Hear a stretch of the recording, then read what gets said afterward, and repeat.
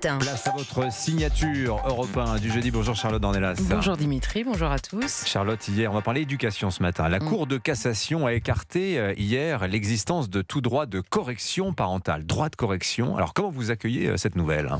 La dépêche laisse un sentiment étrange, à vrai dire, car la Cour de cassation se penchait sur le cas d'un père de famille poursuivi par son ex-femme et 2 enfants.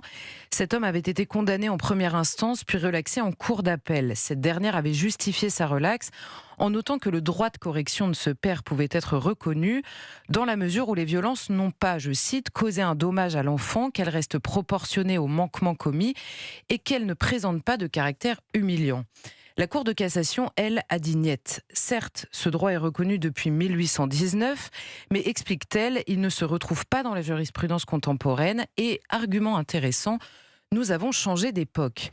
C'est également ce qu'ont soutenu plusieurs associations de protection de l'enfance qui rappellent que la loi anti-fessée de 2019, qui a inscrit dans le Code civil que l'autorité parentale devait s'exercer sans violence physique, verbale ou psychologique.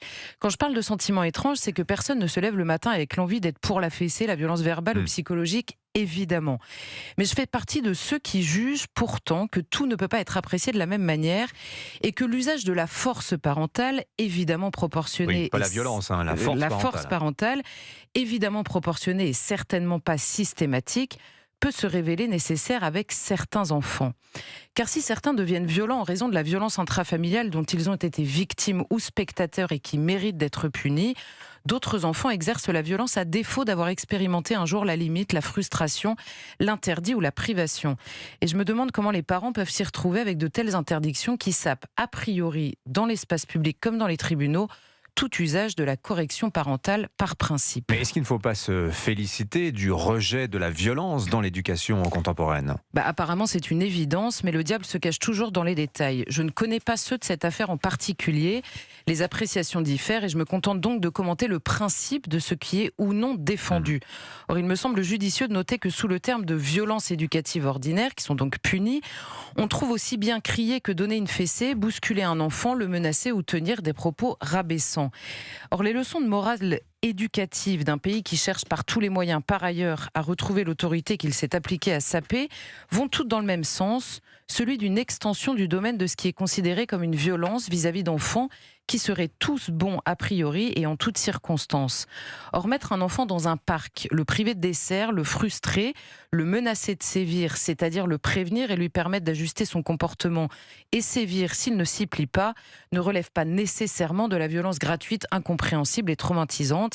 Elle peut même parfois être considérée comme un bienfait immense pour l'enfant qui n'aura pas à chercher sans cesse la limite qu'il ne connaît pas plus tard dans les commissariats ou devant les tribunaux. Mais est-ce qu'il n'y a pas d'autres moyens de l'appliquer ? Et est-ce que la justice n'est pas légitime pour chercher une voie non violente ? Que les choses soient claires, encore une fois, certaines familles sont juste violentes et méritent d'être sanctionnées. Que ces débats interrogent toutes nos attitudes éducatives est une bonne chose. Mais la force et la violence ne se confondent pas toujours sur le terrain de la nécessaire autorité.